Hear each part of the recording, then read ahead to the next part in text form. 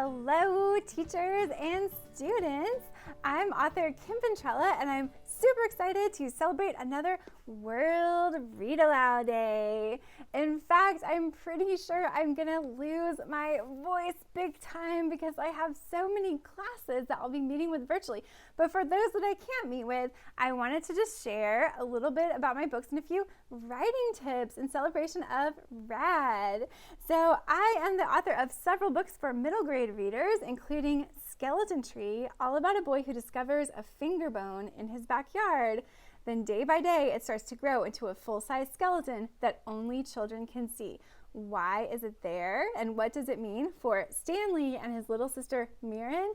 Find out in Skeleton Tree.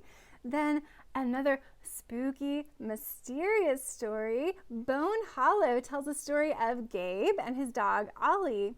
Now just imagine if one day you woke up and everyone in town suddenly thought you were dead, but you felt fine. What would happen next? Well, Gabe has that same experience, and he also meets this very mysterious girl who lives in a cabin all by herself in the middle of a misty wood. Who is she, and what secret plans does she have for Gabe? Find out in Bone Hollow. And I have a couple 2020 releases that I would love to share.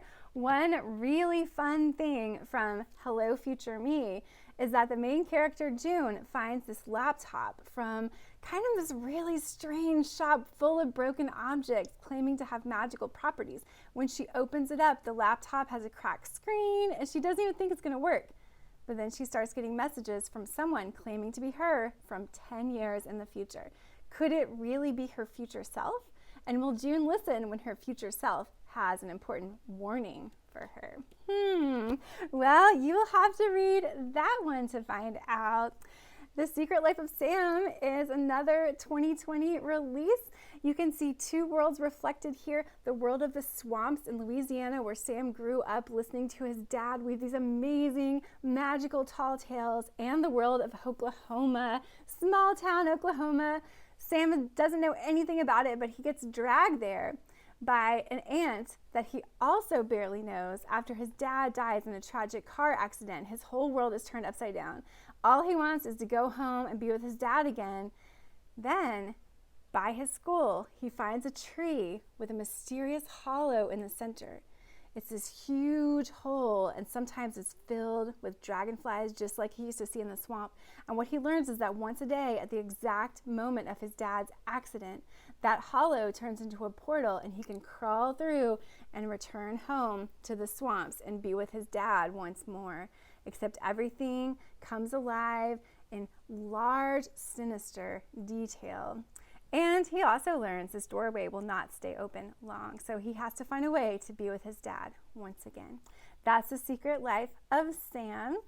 And a writing tip for you. So if you are struggling to come up with ideas for your stories, one really easy thing, so easy to remember, ask these two words, what if? I use that a lot when I'm coming up with ideas for different stories. So for example, in Skeleton Tree, I asked myself, what if I went outside one day, or this boy, Stanley, the main character, went outside one day and discovered a finger bone sticking out of the dirt?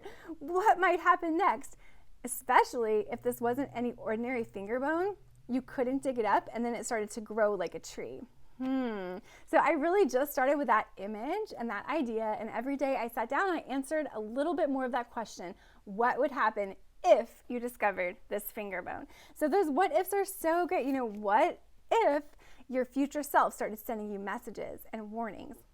What would you do? What if everyone in town suddenly thought you were dead, but you still felt fine? So many different questions. The Secret Life of Sam. What if you could be with the people you loved even after they've died?